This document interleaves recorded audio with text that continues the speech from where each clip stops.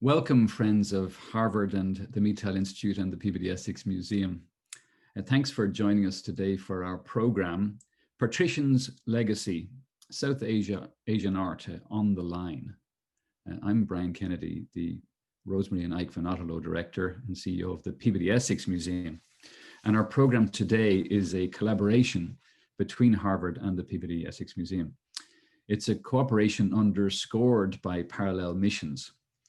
At Harvard, as at PEM, we're dedicated to deepening the understanding of critical issues in South Asia and its relationship to the world. Each of you brings an interest in this goal and an interest that unites us today and is strengthened by the Harvard Peabody Essex Museum partnership. So through the lenses of art, history, and humanitarian issues, our expert speakers today will explore partition and its profound significance. And I'm honored now to introduce our presenters. Dr. Zara Jumaboy is a UK-based art historian, writer, and curator, specializing in modern and contemporary Asian art, South Asian art. She was the Stephen and Elena Hines Scholar at the Courtauld Institute of Art in London, where she completed her doctorate on contemporary Indian art and nationalism. And since then, has taught and lectured at various academic institutions, including the Courtauld. She's been a consultant on the Peabody Essex Museum's rehang of its Hurwitz collection. Dr. Siddhartha Shah is the Director of Education and Civic Engagement and Curator of Indian and South Asian Art at the Peabody Essex Museum. And Siddhartha will unveil some of the key details of the new galleries opening November 27, 2020 at PEM, the Chester and Davida Hurwitz collection. This tells the story of nation building and self-discovery through the work of India's most celebrated artists of the 20th century. And the new Fadia Deshpande gallery features objects from PEM's extensive collection of historical materials from India. Dr. Tarun Kuna, the director of the Lakshmi Mittal South Asia Institute, is the Jorge Paulo Lehmann professor at the Harvard Business School. And for over 2 decades, he has studied entrepreneurship as a means to social and economic development in emerging markets. At Harvard Business School since 1993, after obtaining degrees from Princeton and Harvard, he's taught courses on strategy, corporate governance, and international business to MBA and PhD students and to senior executives. He currently serves as the faculty director of the Lakshmi Mittal and Family South Asia Institute. Our moderator today, and thanks to her, is Dr. Jennifer Leaning, professor of the practice of health and human rights at the Harvard Chan School of Public Health, and a senior fellow at the Harvard FXB Center. An associate professor of medicine at Harvard Medical School. She's a faculty member in the Department of Emergency Medicine at Brigham and Women's Hospital. Dr. Leaning served as director of the Harvard FXB Center from 2010 through 2018, and she has field experience in assessment of issues of public health, human rights, and international humanitarian law in a range of crisis situations. She's been studying the 1947 partition through the lens of forced migration and contemporary humanitarian approaches. So I want to thank each of you, and delighted with this cooperation, for your enthusiastic participation today. And we hope this is the first of many collaborative future endeavors. Let me now turn to Dr. Kuna. Dr. Kuna, welcome and thank you. Thank you, Brian. Thank you, everybody. On behalf of my colleagues at the Mittal Institute, our team that's been working with PEM so assiduously over the past several months to get this going, and to Jennifer and Zara for participating. It falls to me to introduce the Partition project, which is really more the brainchild of Jennifer, so I'm an interloper here, but a happy interloper. The Mittal Institute was set up roughly 10 years ago at Harvard to promote interdisciplinary scholarship that pertains to any of the countries and any of the topics in South Asia. So we are an institute that is equidistant from the arts and humanities, the social sciences and the pure sciences, and are constantly on the lookout to catalyze interesting scholarship of all sorts, really, that would otherwise fall in the interstices of the various silos in a large and sprawling institution like Harvard would. So the Partition project is, one of 3 or 4 what I would call very large-scale projects we've undertaken that have spanned multiple years. There was another one on a very big Hindu festival, the Kumbh Mela, which we undertook over 3-4 years, about 5-6 years ago, more than that actually, 7 years ago. The Partition project has been ongoing also for multiple years. Jennifer's been at it for maybe a decade or more, from what I can remember, particularly in doing research in Pakistan initially. We have a project on meritocracy, which brings together the idea of meritocracy in India and China, that is co-led with historians of China and a bunch of us. And all these projects basically bring together very diverse disciplines. So the Partition project, for instance, not only brings together people that you would normally think of as studying an epochal event like the partition of British India, historians, political scientists, primarily among them, but also, as witnessed today, artists. And it would interest you to know even mathematicians and data scientists, sociologists, anthropologists, all sorts of people. We also, are very proud of the fact that we've been able to build deep inroads into the scholarly community in region, so to speak, driven by philosophy that it makes much more sense to do so, to engage scholars in India, Pakistan, Bangladesh, other countries in South Asia, rather than confine ourselves to in our case, Cambridge Ivory Towers, which in our view would be intellectually and otherwise self-limiting, needlessly self-limiting. And that's borne out in this project that Jennifer has led so superbly for the last several years. I think it's the first time that, even though this is an event that's been studied quite extensively by numerous people far more eminent and qualified than am I, it's the first time that we've brought together scholars from all the countries that were affected by the partition of British India, which in itself just strikes me as rather shocking. But I think you need the reach of an institute like ours to be able to pull that off. So we're very grateful. Lastly, I would say that there's almost nothing that we can do without partnering with amazing people all over the world, and it's a real thrill to be able to partner with the PEM Museum that I've long admired, even if not been able to visit for some years now. And Brian, as a small personal note, Rosemary and Ike have become great friends in conjunction with their very recent donation of a Dutch gallery at the MFA. So it was nice to hear that you were the Rosemary and Ike curator, which I was not aware of. Anyway, without further ado, thank you again to all our colleagues for being such splendid partners. And I'm really looking forward to learning from this event. So back to you, Brian, or whomever is next in this, in our cavalcade of personalities. So I'm Jennifer Leaning, and thank you, Brian, for this lovely introduction and this opportunity to be a participant with PEM in a discussion of the artworks as they relate to the partition of British India. And Tarlan's extremely generous introduction, as usual, does not give sufficient credit to himself.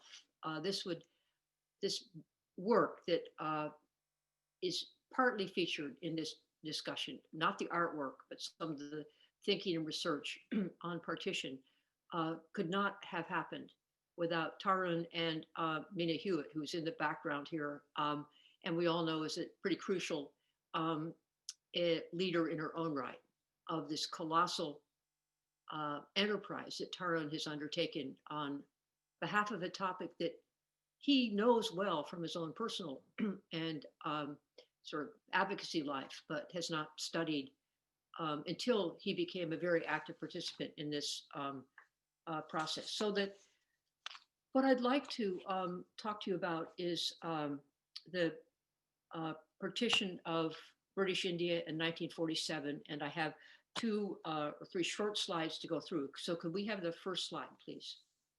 So this is just to make sure that you're in the right zip code and you know what we're going to be talking about. It's the themes for discussion, which will be grounded in the artwork that our 2 art historians will be featuring. And so the next slide, I'd like to give you just a brief outline of what we're talking about.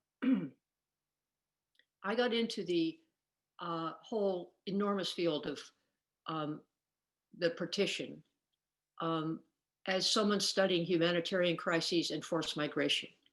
And I have known for years that the partition of British India was an enormous, epochal, tragic event.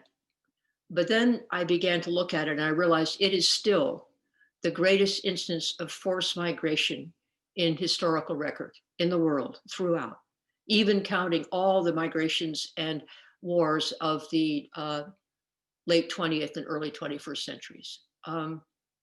And I began by enlisting some demographic colleagues to look at the census of British India when it was still one united colony under the British, and then taking it forward after 47, when it was 2 and then became 3 countries that we had to integrate into the partition migration data set. And we found that, looking very carefully, that the numbers of people who had disappeared, in other words, you couldn't find them under any permutation of demographic imagination, you could not find them in the subsequent censuses, which meant that they had died because we looked at all the out-migration, et cetera. That the numbers of people on the Punjab side alone who crossed the borders one way or the other in this period of late 46 through 47 into early 48, numbered somewhere around 18 million people going one way or the other, 18 million. And the number of deaths, that is those who could not be found and were presumed dead, was between 2.3 and 3.2 million people. First of all, that is the highest number of people who have migrated across both borders that has been found, although more recent data from others would suggest that they are in the same ballpark as we are. Secondly, it is still the highest number of deaths that's been recorded for partition. But that also is being underscored by work that has been done by Pakistani scholars who have access to some of the secret police data, and to others who are looking at the agitation that was done by very radical groups within India to suggest that there really were targeted, organized killings of various groups undertaken by people who had weapons that in many cases came from the British Army and the mobilization of the subcontinent in World War II. So that is another story, but it just, for us, as we're looking at what partition was during 1947-48, is a terrifying, terrible, tragic, and bloody enterprise. But we've also found enormous narratives in the libraries and in the archives of, I won't say heroism because that sounds a little bit too stereotyped, of endurance and integrity and persistence and extraordinary survival stories. And it is, to me, one of the most arresting parts of history that one could ever study. And I say that without knowing any of the languages other than English. So what we'd like to talk about today is some of the themes that have clearly moved into the art world, as well as into the diaries and the letters and the films that have arisen out of the partition experience, is that the interesting aspect of our understanding of partition is that in the first 20 years ago or so afterwards, there was such a shock on both borders, all borders, about what had happened. And this is how historians talk about it. If you, in the partition omnibus, they speak of the fact that historians don't like to deal with the huge rupture of a massive violent event on the scale, and they even didn't know the scale of partition. It sort of distorts their whole sense of continuity, and they don't even know what threads to pick up. They leapfrog over the narrative of violence and try to make sense afterwards. And people in the subcontinent, regardless of their country, when they came into independence and they looked at what they had to deal with, their major concerns were how were they going to feed everybody? There was a sense of horror if you looked at the introduction to the first census after partition, when, which is, so this was 1951, Indian commissioner for the census, but trained under the British. And both sides had extraordinarily good demographers and census leaders going forward into current times. His first thought was, he didn't say this in his introduction, but you could feel it, was this is an extraordinary problem. We had no idea we had so many people, and we don't have the means to feed them. So the social scientists and the economists really dominated the narratives around partition for the first 20 years. But then everything has started to bubble up, as all of us now are aware of. And so the different interpretations that we now have of partition are valid. They have major political valence, and they are extremely important in determining, or at least influencing, how artists have thought about partition from their particular vantage point. Could we have the next slide, please? So in this period of the first 20, 30 years, that most people within India who would comment on it, and this includes educated people, poor people, leadership, that there was a sense of how could India have fallen into such bloodshed? And how is it that we, as a society that considered itself peaceful, how is it that we could have helped participate in this killing, in this loss of life? And how are we ever going to reconstitute a society that can have coherence and look forward and indeed feed itself? And so they saw it as a political failure, without a clear idea of what other options there were, because obviously it was very difficult to foretell what might happen. Pakistan acknowledged the bloodshed and the loss of life, but there was a triumphalism in these early years of Pakistan, a new state, one where we can have our own voice, where we won't be dominated by a majority, and where we can actually spread our wings and create the state that we have sought. Bangladesh came into this later in 1971, but even as East Pakistan, they were quiet and really under the leadership and the thumb of the West Pakistan government and army. And so in 1971, when they finally became independent, they thought of it as something they had to fight for out of a very bloody short war, and also as an inevitable positive step towards the future. So there are different ways at different times that people have considered and talked about partition from their own perspectives. And you can see that now in the Mittal Institute, where we have a number of different discussions around partition. There are different points of view, and what is now coming out is a real interest in the human stories, in who survived, who didn't, what happened at a more micro level, what's going on in the cities that can show the imprint of partition even now, 70 plus years later.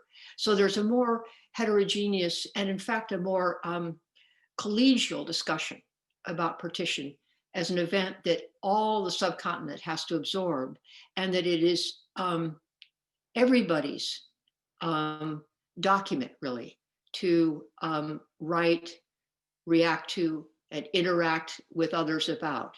It is a given for the subcontinent, and there's a lot of permission to speak about how you feel about it, but also about how the historical moment that you would like to crystallize can be described from your point of view, your family's point of view, your region's point of view.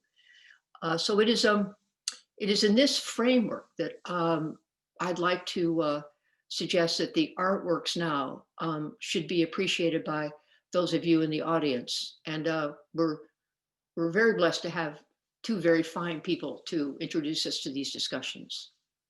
So I'll turn it over to the artists. Great, thank you, Jennifer, and good morning, everybody. It's great to be here with you. I would like to start by sharing a few things. First is that I was born and raised in the United States. Partition is not a part of my lived experience. It is not tied to my national identity, and it's not even really connected to my sense of being Indian or my Indianness. My mother is from Baroda in Gujarat. My father is from very close to there. Their families were not directly affected by partition. No one in my family was uprooted, and we have no personal stories to share. But I say that because I do not believe that you need to have lived through it for it to be in our bodies, our DNA, our guiding story or myth of who we are as South Asians or of South Asian descent. I may not have experienced it, nor have my relatives, but I have witnessed and experienced its reverberations. I have heard Islamic phobic comments since my childhood. Countless comments of distrust, seeds of distrust placed in me against Pakistanis, against Muslims, even against Sindhis, Hindus like my family, but that somehow because they came from over there, that they were somehow different. And I would also say that I remember being in Chicago and knowing that my mother was in Bombay in 1993 when the bombs went off. She was in Gujarat when there was violence in 2002.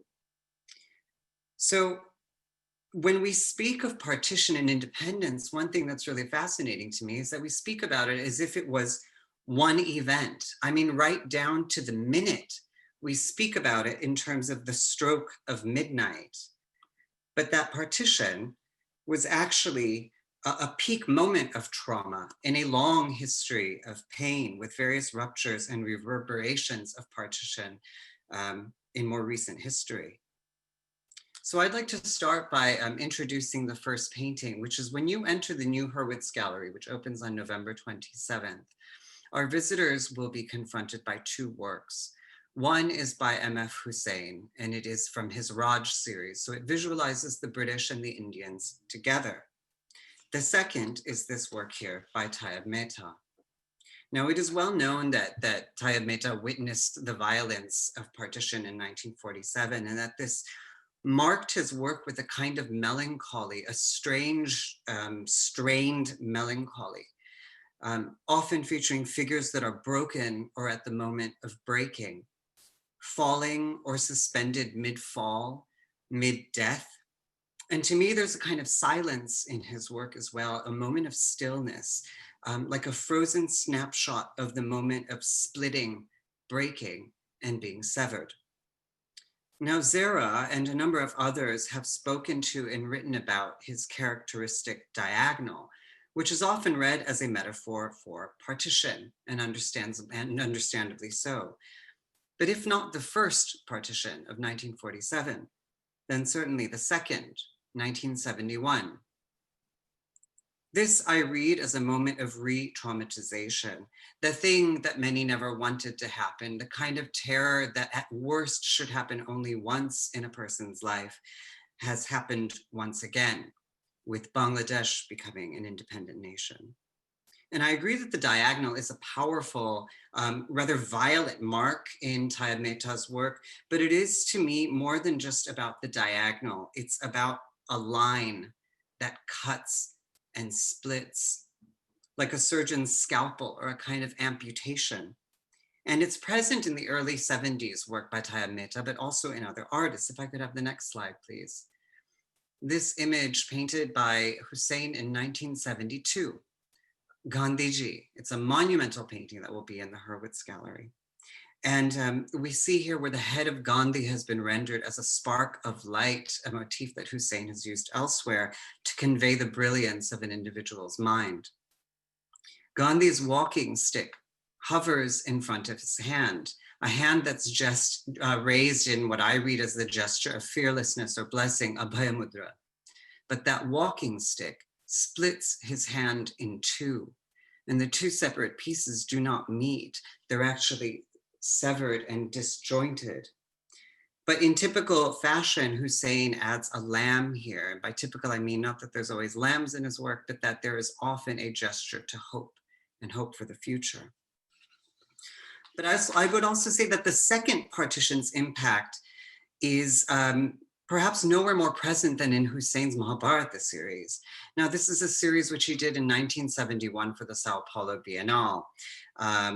11 works there were 29 works produced for this Biennale. 11 were originally purchased by Chester and Davida Hurwitz, and our gallery will feature 5 of them. Could I have the next slide, please?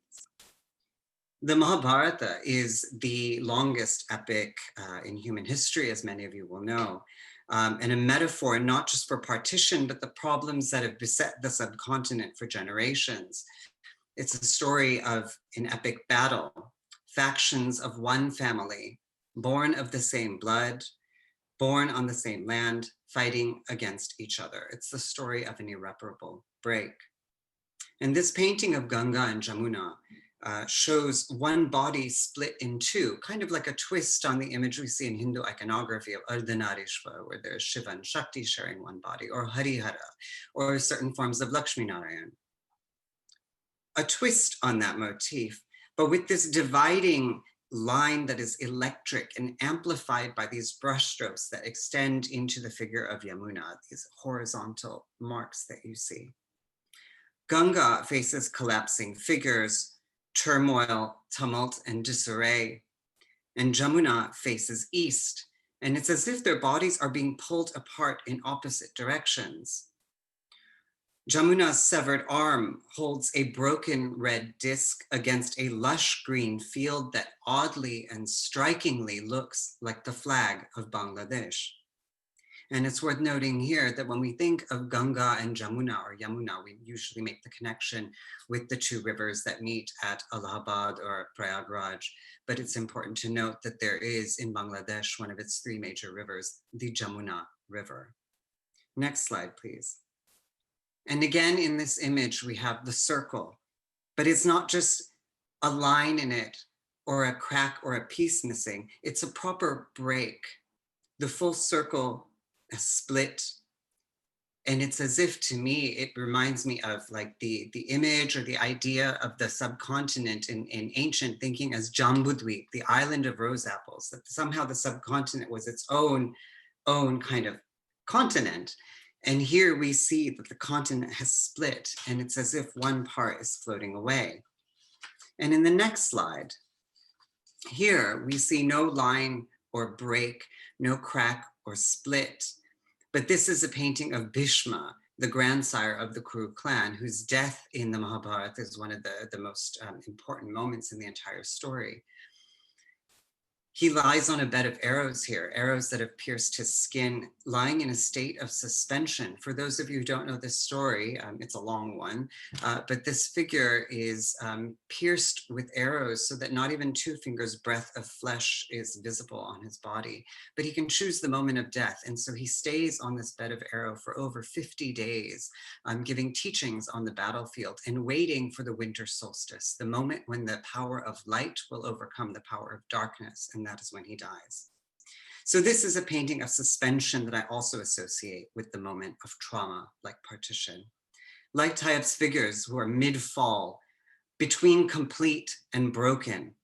This is a figure caught between war and peace, life and death. And given that it's approaching the winter solstice, the space between dark and light. At first, I saw this painting and I thought it looked like a body, a smoldering body on a pyre. But then I read the smokiness as the dust of war kicked up on the battlefield. But there were these indiscernible figures above Bhishma. I couldn't tell if they were figures locked in union, perhaps a reference to his terrible vow of celibacy that essentially got everybody into this war in the first place, or if these were bodies wrestling in battle. This to me is a reference to sacrifice, death, like Hussein's painting of Gandhi, and the effects of war and enmity. but always still a hope for the future, as this painting represents the triumph of light over darkness. I'll pause there and pass it to Zara. Trying to unmute. Hello, everyone. Can I have the first slide, please?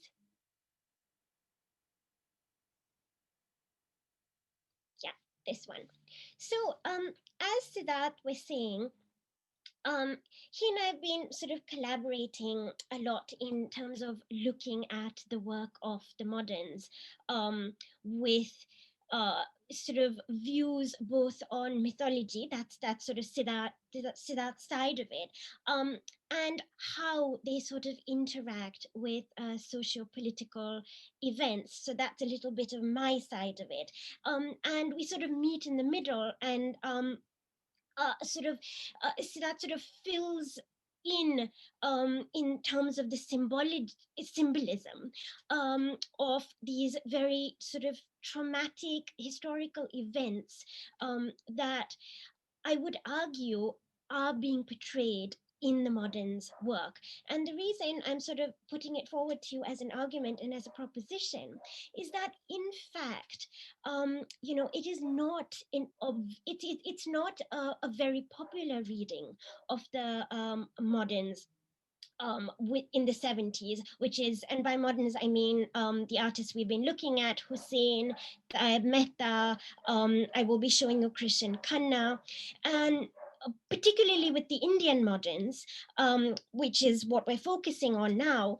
There's this sort of narrative that a lot of the choices that they made in the introduction of diagonals, of splits, in their work in the late 60s, early 70s, really were formal choices.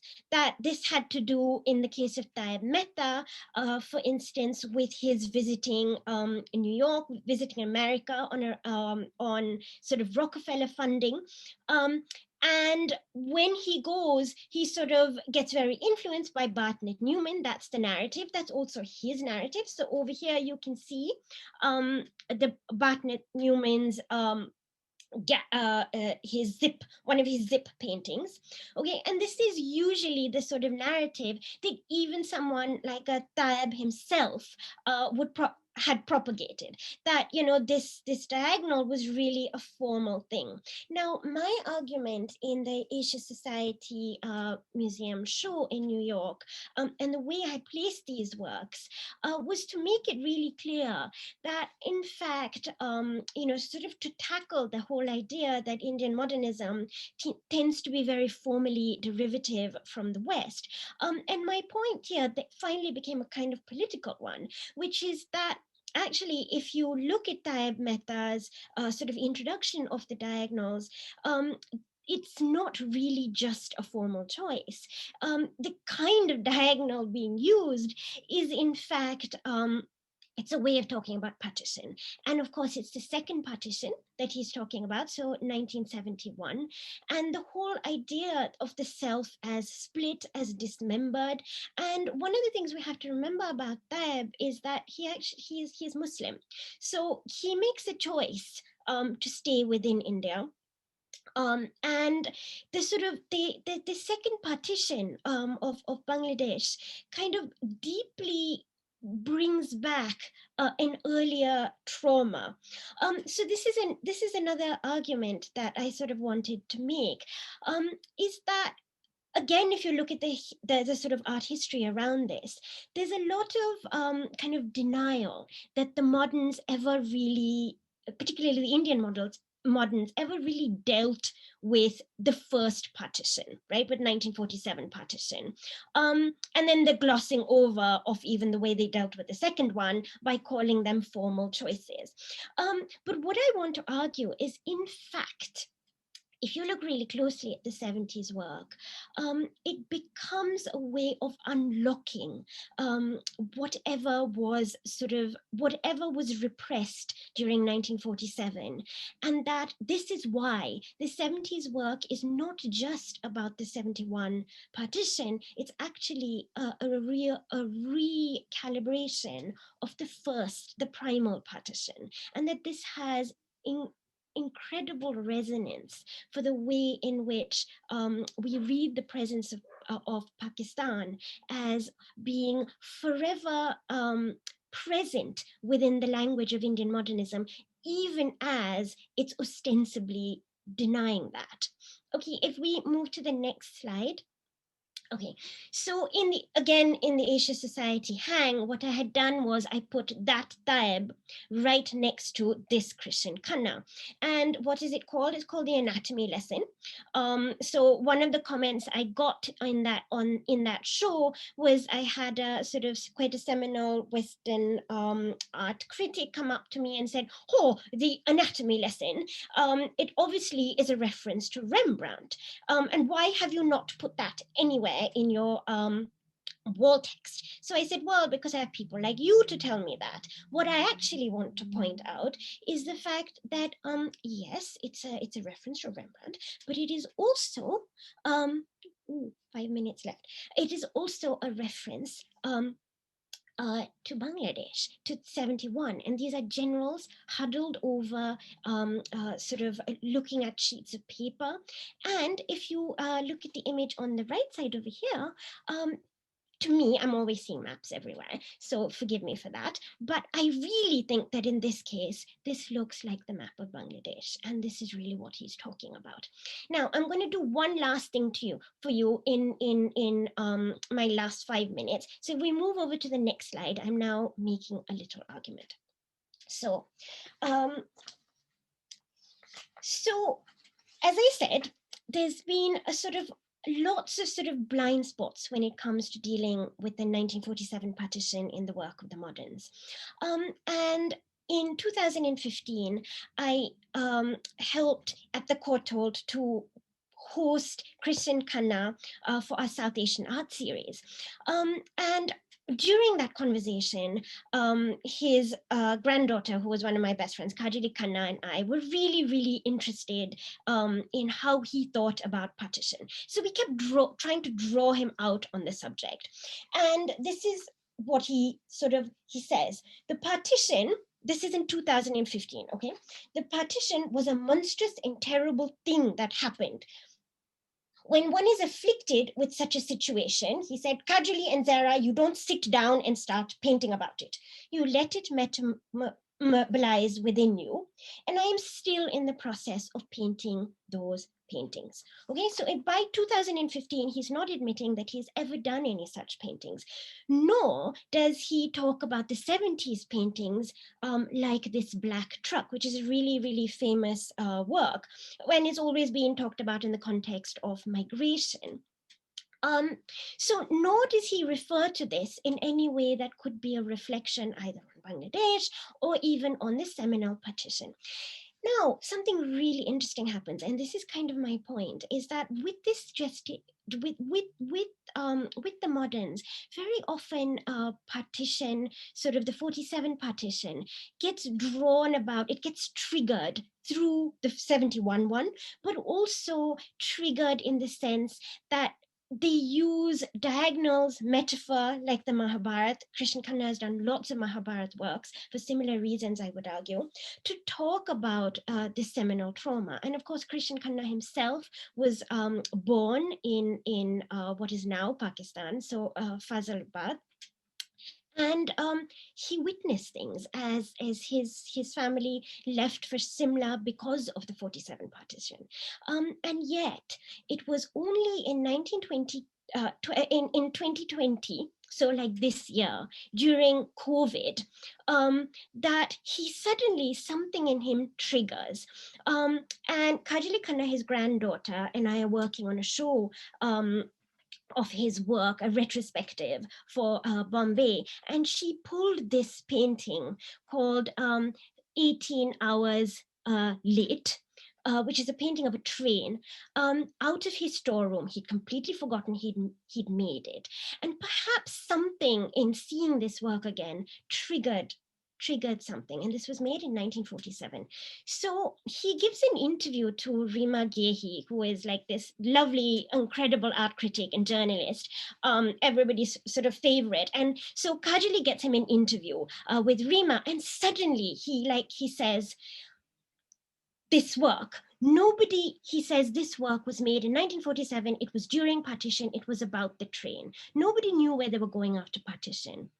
This image of refugees waiting at a train station for 18 hours remained with me, and the memory came alive on canvas. So after saying he'd never painted them, suddenly we found, this work is there. So my issue is, have the moderns made many more of these things? And did they just sort of repress that even as a memory? And then something even more interesting happens, is that he starts looking at his black truck work from 1974, and then he reads it in the light of this earlier work. And he says, this is another image I painted from memory, nearly 3 decades after witnessing it. So the 3 decades would be 1947, partition. Partition didn't happen over a day. Migration happened over several days, weeks, and months. Animals and people, along with their belongings, were all shoved inside trucks and moved from place to place. So this is kind of my point, is that if we re-look at the work of the moderns in the light of partition, in the light of the presence of Pakistan, something happens to our readings of these works. And that something is a sort of, is a clue to this kind of primal trauma. And now I'm just going to stop there because I think I might have gone over. Thank you, Sarah. Thank you so much. We're going to, as transitioning into the second part of our discussion, I'm just going to introduce a short video that I put together with my colleague Chip for all of you, because as I've mentioned, and Brian mentioned, the new galleries open November 27th, so they're not open just yet, but this is a bit of a behind the scenes look at what we will be revealing next month. So we'll just share that with you now. Hi, I'm Siddharth Shah, and welcome to the Chester and Davida Hurwitz Gallery at the Peabody Essex Museum. We're in the process of installing the gallery right now, but I'm excited to give you a behind-the-scenes look at what's to come.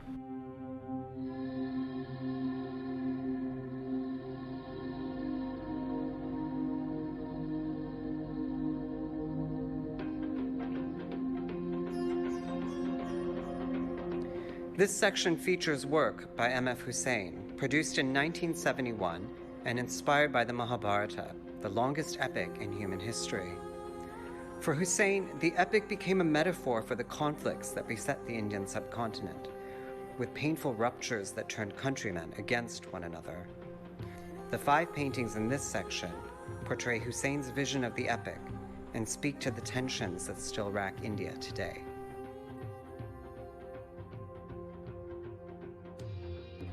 This section explores the process of building a new nation. Following partition, millions of refugees flooded major cities, seeking to establish their lives in a land that was also seeking to establish itself. Building a democratic and secular nation required Indian citizens to set aside long-standing religious, cultural, and class differences in order to build a shared future. The Indian Constitution guarantees equality for all its citizens, regardless of religion, but hostility between the Hindus and Muslims increased in the wake of partition. The rich diversity of India's population is, in large part, what makes the country so unique, but it is also what challenges the dream of a harmonious and unified nation.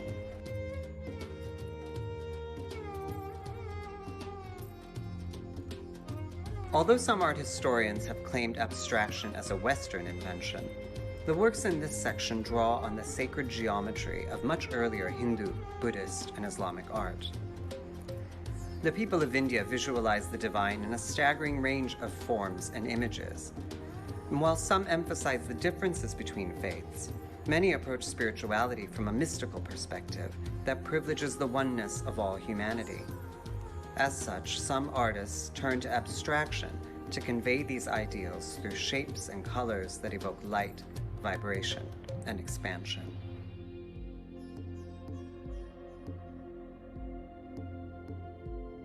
Women have always been essential to classical Indian art, but typically represented as mother, goddess, or consort.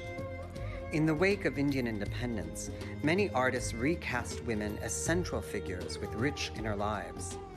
By drawing from the complexity of their own experiences, women artists have highlighted female struggle, joy, sorrow, sexual agency, and empowerment.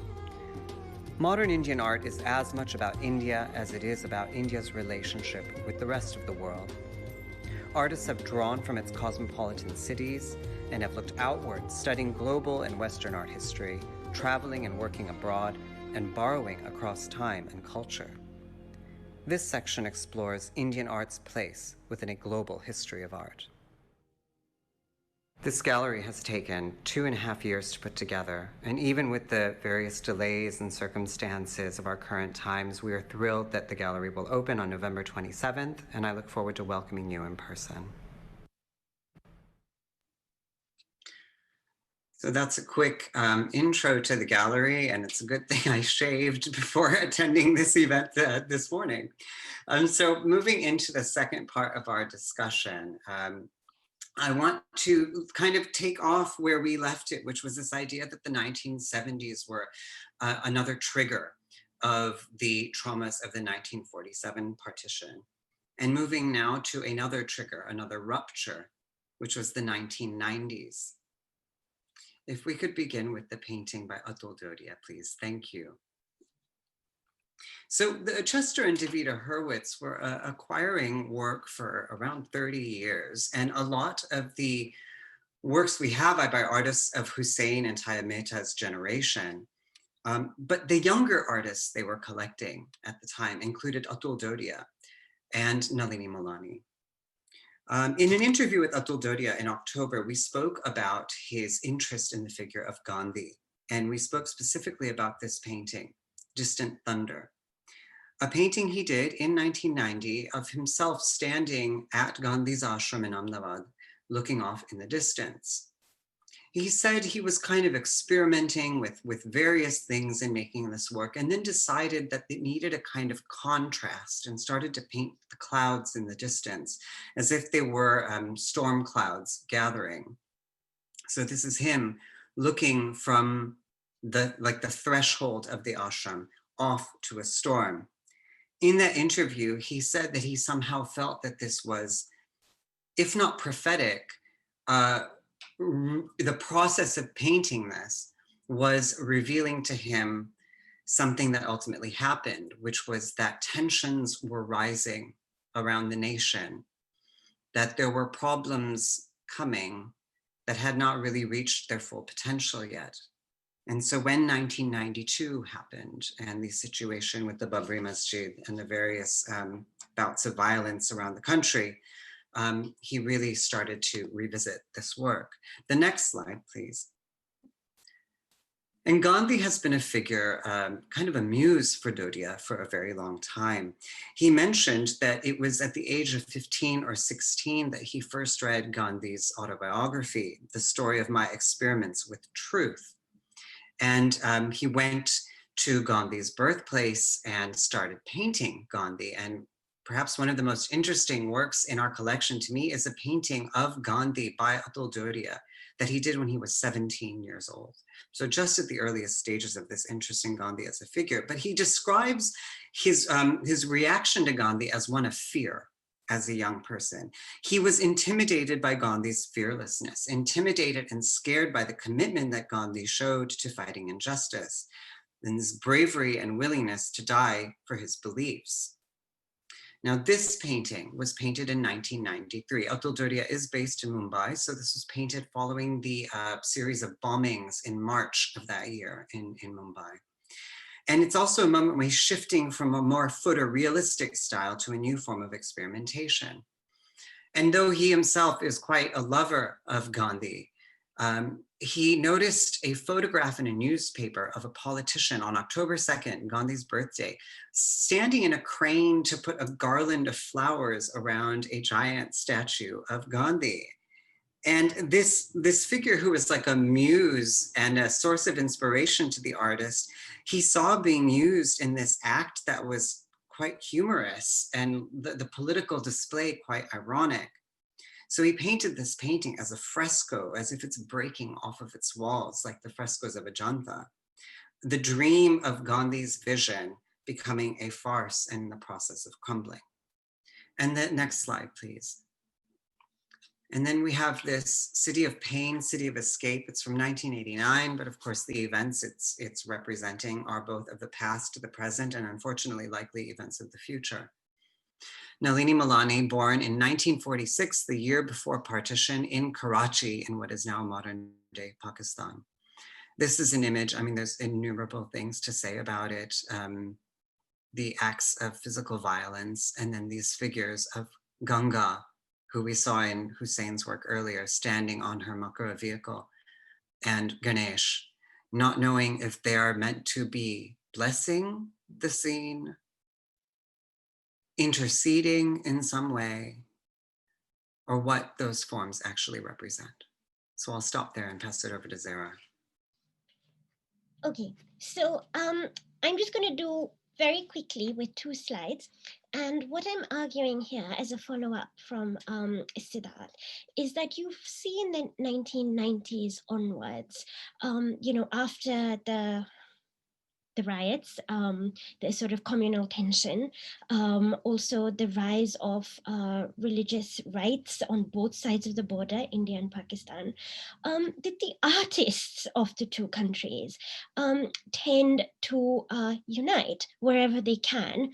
And we see a revisiting of partition, and the line of partition, but through these sort of very collaborative exhibitions between Indian artists and Pakistani artists. And the most famous of these exhibitions that sort of spawn lots of others, and are sort of is quoted again and again, is an exhibition called Lines of Control. And this is the work that becomes a sort of, almost like an iconic work that the exhibition uses for its catalogue. And it is, of course, a work of collaboration. It's with Nalini Malani, who is an Indian artist, but born in Karachi. And in fact, her mother brought her to India, to Bombay, on a little, on a PIO boat when she was 1 year old. And so that's Nalini. Iftikhar Dadi is, as everyone will know, not just a Pakistani artist, but he's also a scholar. He works as, he's a professor at Cornell, and also a curator, and incidentally, one of the curators of Lines of Control. But the 2 of them get together to create Bloodlines. And of course, as we know, these 2 lines are the lines of the 1947 partition. So on the right, you have Bangladesh, which would have been East Pakistan, and here you've got West Pakistan, which is now just Pakistan.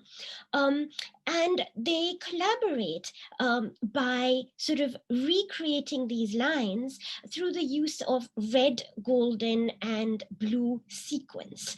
And it's zari work. So actually, it's like very fine kind of zari work that is made by craftspeople in Karachi. So it's literally the process of creating this work is itself a collaboration. And what's so interesting about it is that it's both being read by critics like Sumati Ramaswamy as a sort of an enactment of the sort of the line of blood, the sort of the trauma of these partitions, and how to such a huge extent the sort of communal tensions in both countries sort of recall that, but it's also been read because it's an act of collaboration as a sort of protest against that. It's sort of artists coming together and saying, it doesn't matter about these lines, we can still collaborate.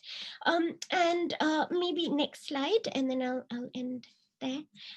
So this is some of the works within Line of Control, and you can see on the right here the catalogue for it. It was edited by Iftikhar Dadi and Hamad Nasser, so the two curators of the show. And I just want to go to three of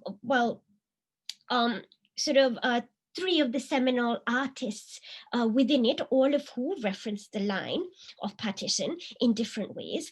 And something that I want to point out, which is that there's been a lot of theoretical work done on memory and trauma, and on particularly by a Holocaust, a writer on the Holocaust called Marian Hirsch.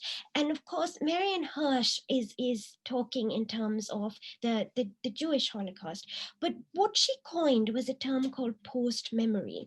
And her argument is that certain memories of deep trauma, like partition, are so deep that they actually become inherited by a generation that might have had no actual experience of them. So like my generation, Siddharth's generation, and exactly what he said right at the beginning of this is that, even those of us who never actually saw these events almost feel like we did, that this act of trauma is a sort of within our blood. And in a way, these kind of exhibitions by younger practitioners is a way of revisiting and kind of healing that trauma in the sense of hindsight. And so you have a revisiting of the line that sort of echoes and ricochets throughout these exhibitions, and never more clear than in Lines of Control, even in the title. So just very quickly, on the top, you have Rashid Rana's work. Rashid Rana is a Pakistani artist, a really famous one. Within his works, you can see that he uses digital prints. So the huge image that he's sort of referencing is actually from a Pakistani National Day parade. It's called All Eyes Skyward, and all of these sort of boys are looking upwards at the military display that is happening during the national parade. But if you were to go up close, which of course we can't do here, the little images that make up the big one are actually Bollywood pictures. So, and here you can see the sort of joining line, as it were, so the reference to the line. And of course, what he's talking about is that even though you have this sort of militaristic might being gazed at on the one hand, the gaze in Pakistan is also to do with the fact that there's an obsession with India's Bollywood, and that is also part of popular culture. So the line is sort of not just a divisive line, it's also a line of connection. I will then talk very quickly about Anita Dubé over here. And so this is called River Disease.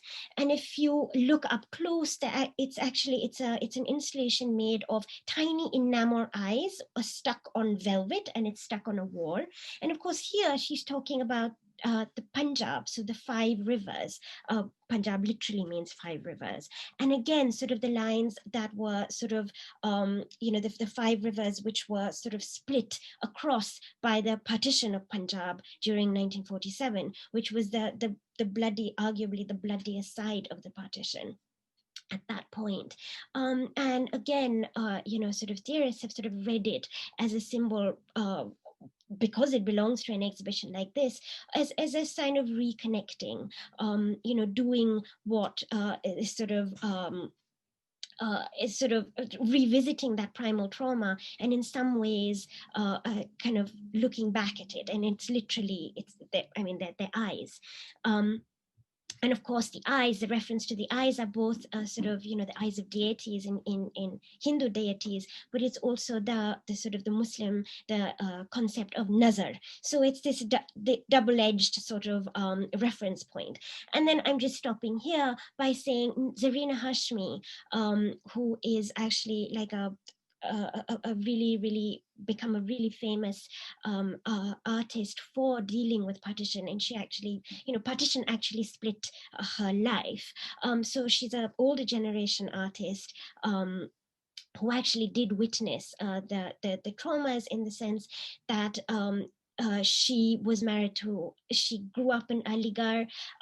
She was married to an Indian diplomat. She left she left for foreign shores, and then of course her family moved to Pakistan, so she could never go back home, and her work is sort of haunted with these concepts of home, and she very much becomes this sort of singular sort of mascot for these sort of shows. And I'm just going to end here by saying that, you know, maybe there's something we can pick up on, but the Peabody Essex collection is very focused on India, and it's something that Siddharth and I have been discussing quite a lot in the context of, you know, how collections like this can actually be used to make all sorts of connections across boundaries, and in some ways that perhaps the onus of healing is also via art and through these sort of displays. So I'll end it there.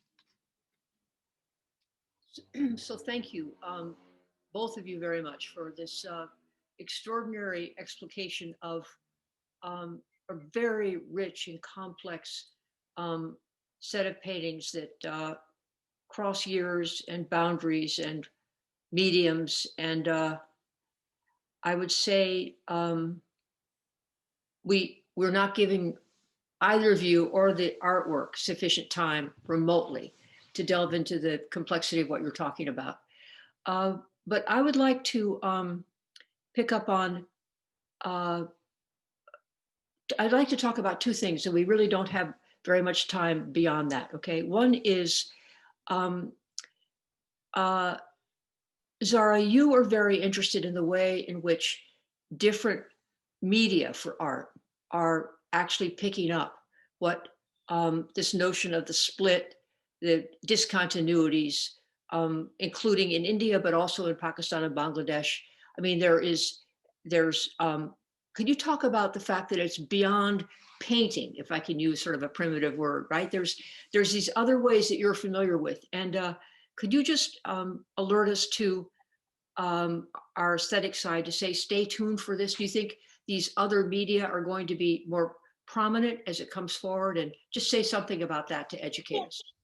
Yeah, no, totally. And, you know, maybe I should point out really that the use of installation art, particularly in an Indian context, it's kind of different in a Pakistani one. So I won't go into too much into that, but in an Indian context, if you sort of the main theorist of installation art is Geeta Kapoor. I mean, she's just the main art historian, but Geeta Kapoor very much talks about the birth of installation art in the 90s as something that breaks out of painting, breaks away from the frame, and she sees that as a political act. And of course, why the 90s? It's actually because this is a sort of this is a period in India where there's the sort of rise of the Hindu right. You have the riots, and so artists who sort of take up the role not of activists, but certainly as sort of as commentators and on concerned commentators, sort of use new media, and now we're seeing a lot of film. People like Amar Kanwar, who are actually sort of using film as his way of talking about flashpoints of national trauma.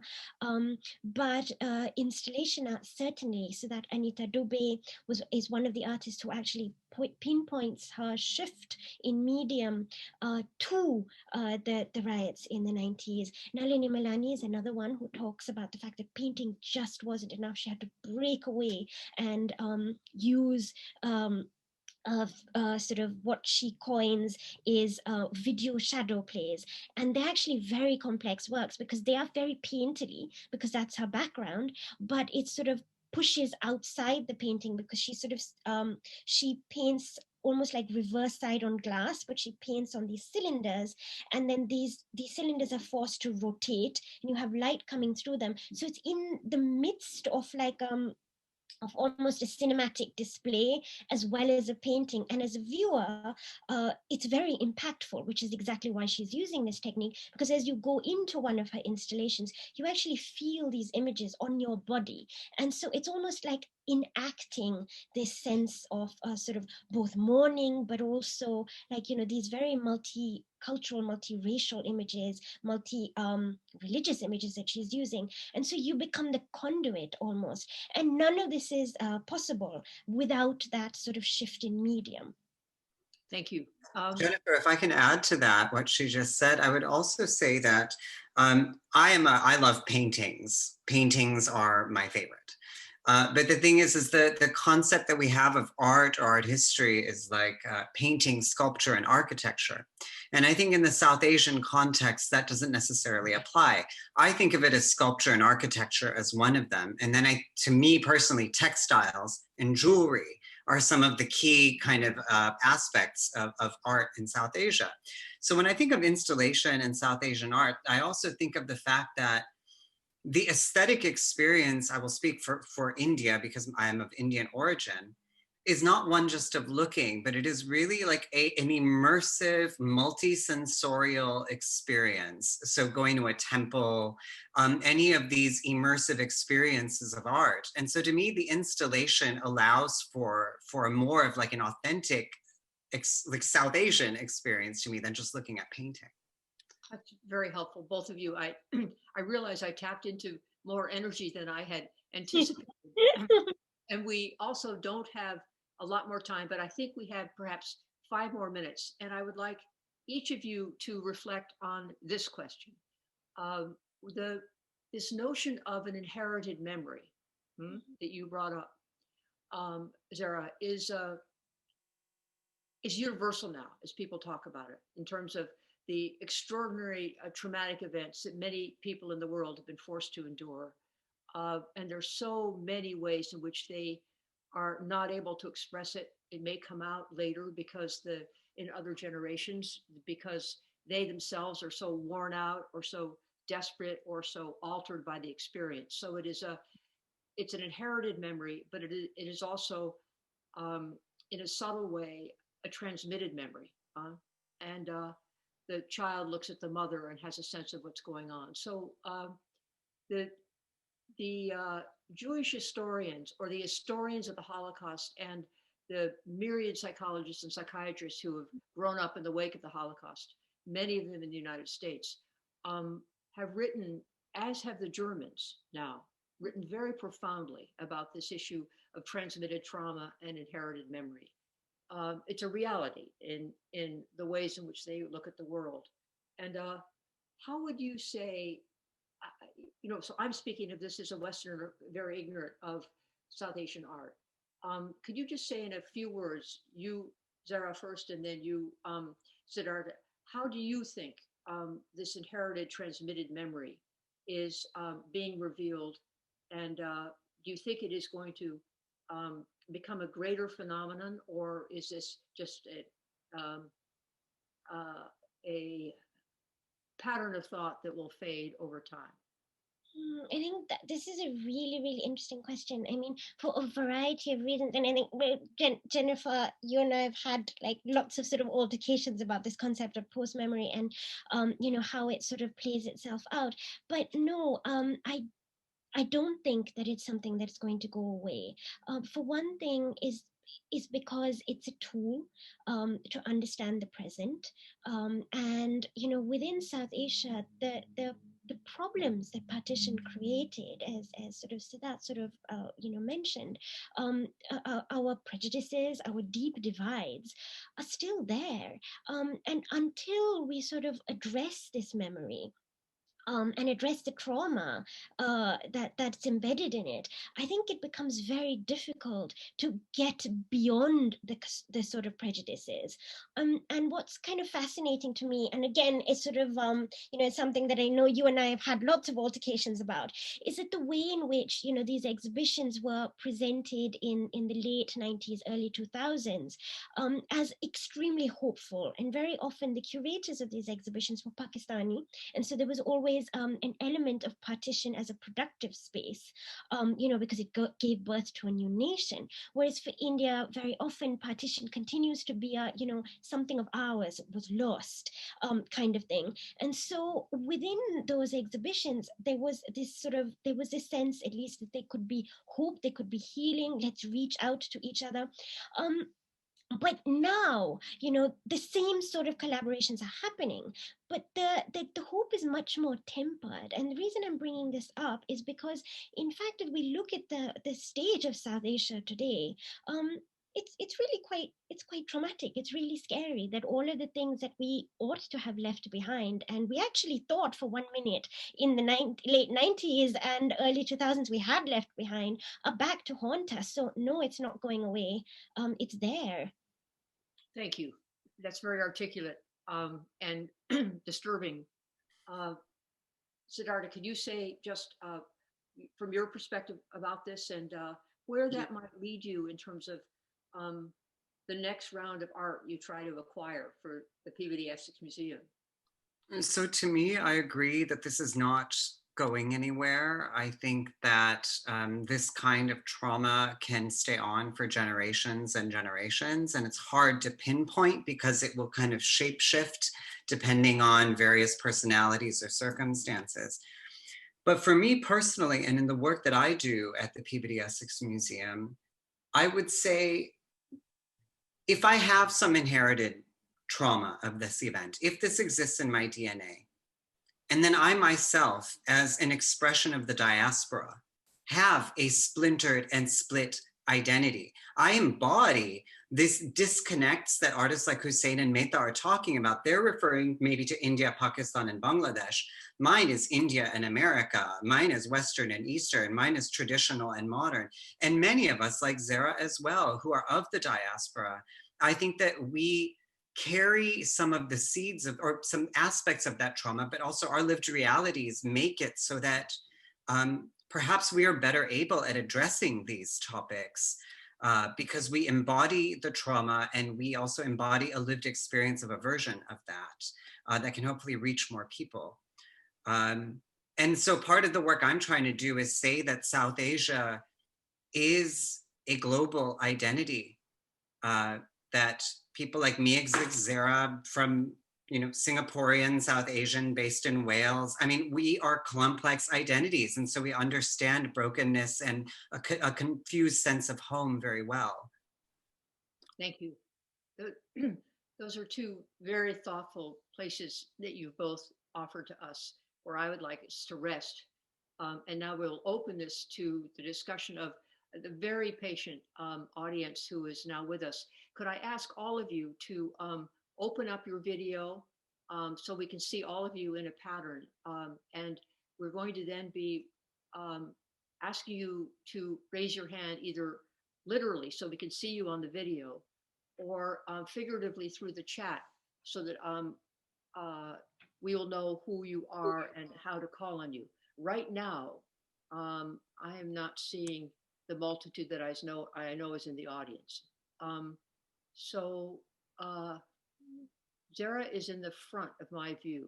And so maybe you have to press gallery view. Yeah, that's probably what I have to do. Thank you very much. Brilliant. I had speaker view. Good. We've got, thank you, Zara. So we've got, so hi everybody. It's lovely to see you all. If you are going to ask a question, and I can see you in person, please raise your hand. And Chelsea's happy to monitor the list. And there's a way in which you can raise your hand on the participant list as well. But I can't see everything at once. So I'm basically going to be looking at you, and Chelsea will also help me know where you are and who is raising your hand. So who would like to go forward and ask a question? And you must have your audio on as well, and then we can hear you very well.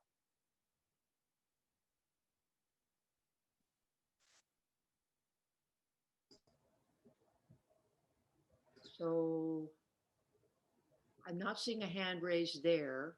Is there a chat that somebody has offered that has a question? We have I mean, I can cold call some people if everybody's too shy to talk. All right. So I would say I understand. Somebody raise their hand. Yeah, I just saw Gusharan did. I just saw him raise his hand. Raise your hand so I can see you more easily. There, not a digital hand, a real hand came up. Okay, whose? Yeah, if you want. Okay, please start talking. I don't have a question actually, because I've been sitting here trying to rearrange my emotions. I was 2 years old when partition happened, and I was in Lahore. And it's a story for another day.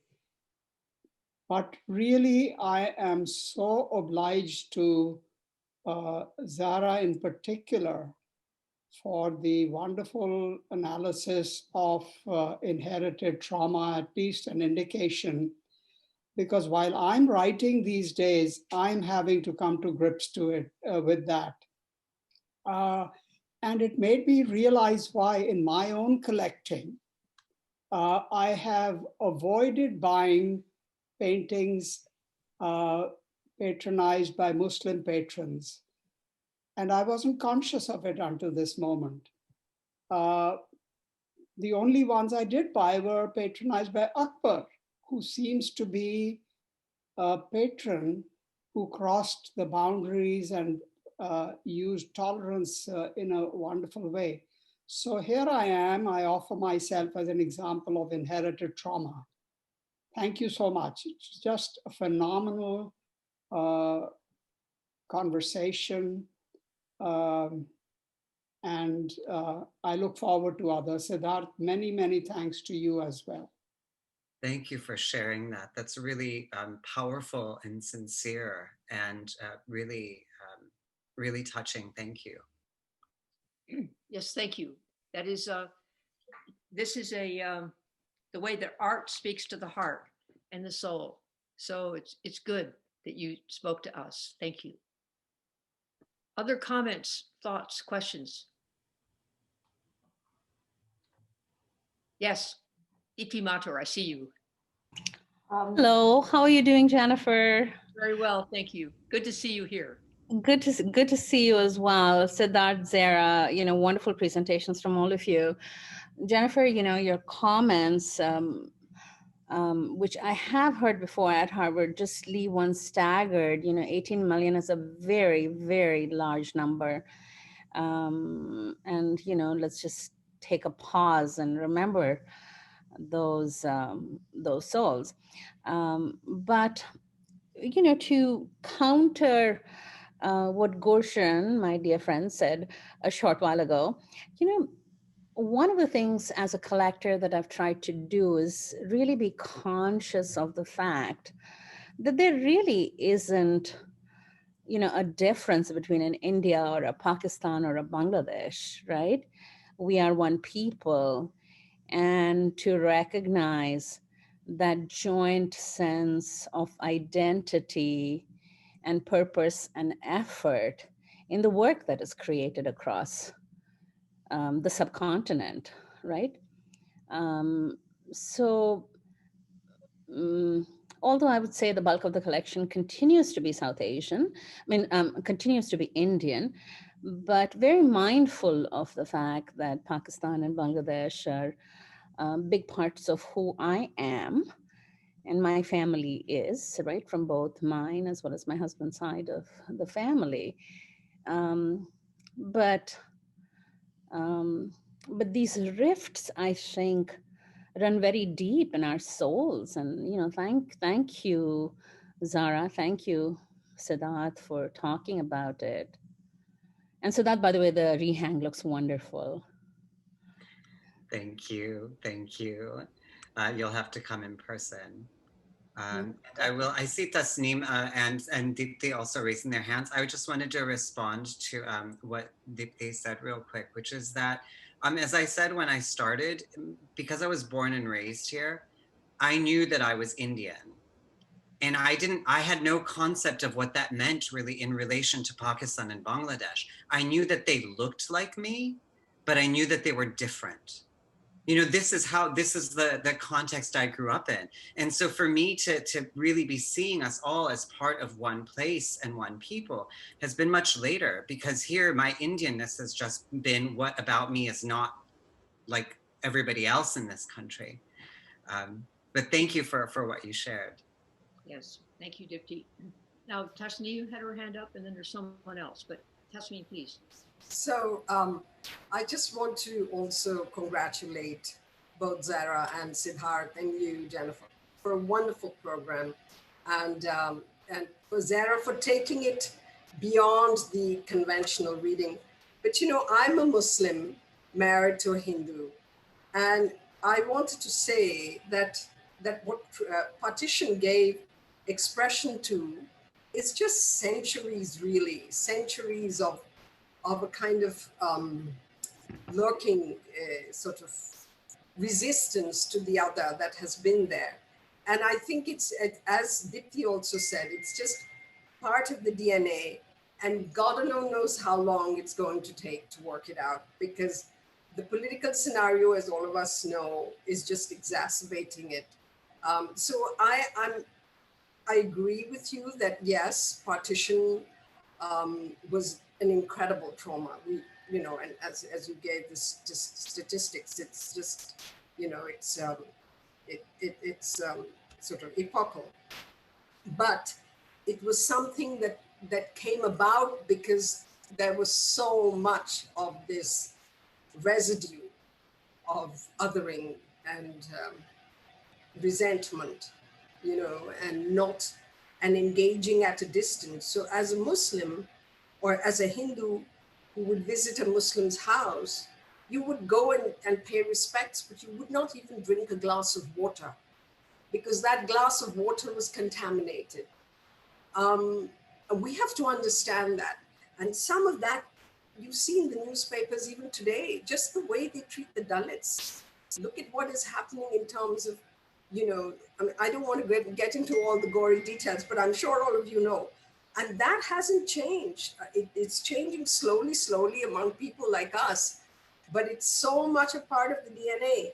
And I was just wondering, I mean, whether your program is also looking at what are the modes of making that change happen? How do you, if we want this change to take place, we know we've historically looked at it and analyzed it, but now what can we do, you know, to push that, to make these things change? I mean, it's a social change. It's political and it's social and it's economic, it's many things. So it's a tough one, but I was interested in knowing whether your program also looks at that. So are you speaking about art or about the Mittal Institute? About the program, well, yes, in terms of art, yes, I know that art is addressing it, but in terms of and trying to heal it, as Zara was saying, and as Siddharth is doing. But in terms of your program. So I will just answer that briefly with, first of all, acknowledging the profundity of your question and your observation. Secondly, in the United States right now, we are dealing with a birth trauma of significant magnitude, that is racism. And so for someone in the United States to talk about embedded inequalities and a long duration of injury, we're just beginning to acknowledge it, So I advance any thought humbly. The Mittal Institute, as Tarun and Mina have created it, is a very wise and generous place for conversation and for the production of research and ideas and action. And I have been to Pakistan several times with Mina and others. And it's only because of the Mittal Institute that I have done so. And I'm very aware of the very long journey that needs to be traveled together. This is not as you know well, is this problem of othering and difference is very tragically and resplendently reflected in the subcontinent, but it is in many other parts of the world as well. And through the Mid-Hall Institute, I think what you're suggesting as a question, what are we doing, could be turned into a conversation that we will have together.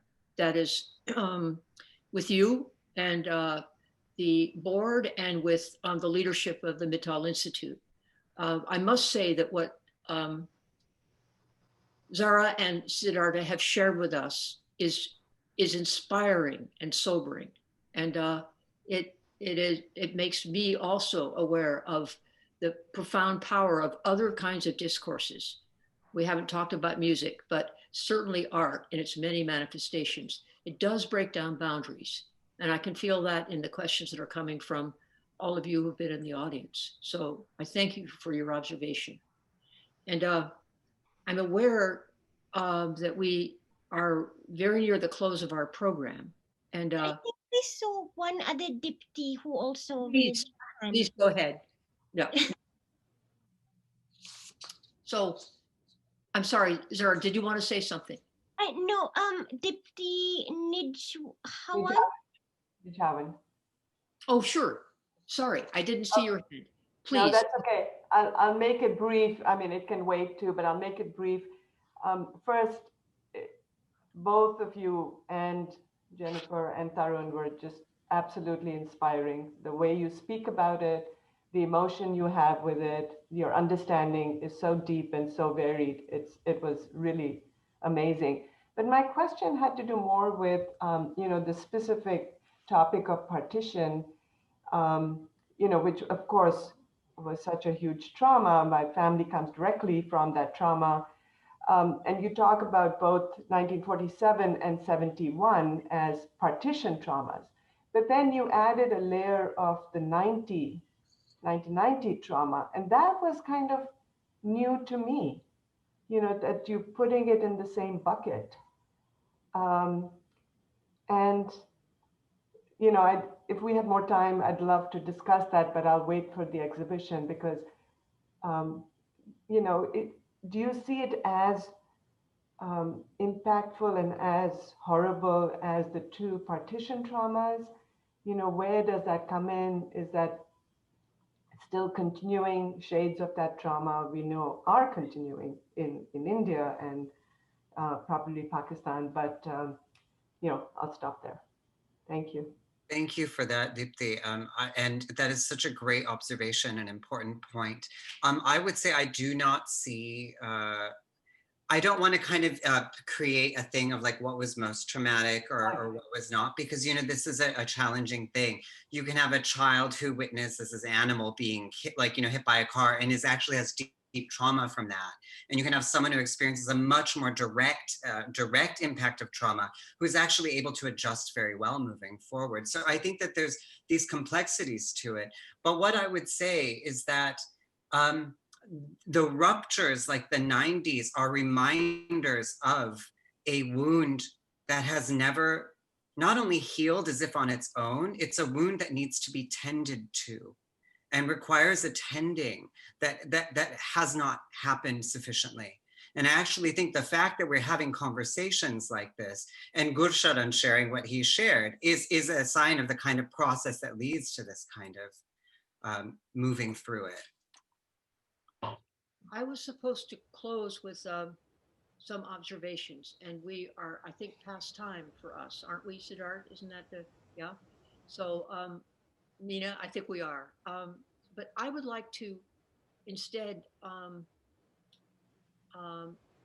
honor the conversation we just had together as we opened up for the questions. I think the themes that were raised, the confidences that were advanced, the questions about what next, that's really what should be part of the closing remarks. And I feel very grateful to have been part of this conversation. And I would like to close this meeting, acknowledging my deep respect for the two artists that we have brought, Siddharth and Zara, My thanks to Tara and my thanks to the Peabody Essex Museum for hosting this and for the graciousness of the preview of your November opening. And hopefully we can see it by Zoom at some point. But I think it is now time for me to bring this to a close and to thank you all for having been part of it, all of you for having been part of it and for having contributed to what made this an important occasion. So thank you. Thank you.